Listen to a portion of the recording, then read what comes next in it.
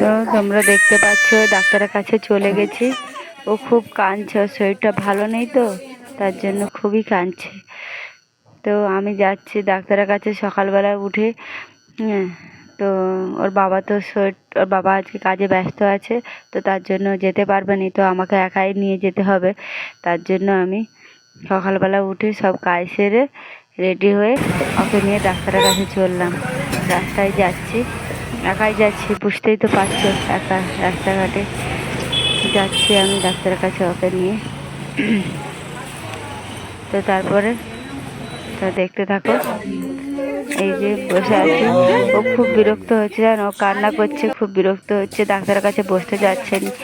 প্রায় 3 ঘন্টার ওভার হয়ে গেছে বসে আছি ডাক্তারের কাছে, এত ভিড় কি বলবো। এখন ঠিক মৌসুম খারাপ, সব বাচ্চাদের শরীর খারাপ হচ্ছে, তাই জন্য ওরও খুব মানে শরীরটা ভালো নেই, জ্বর 103-4।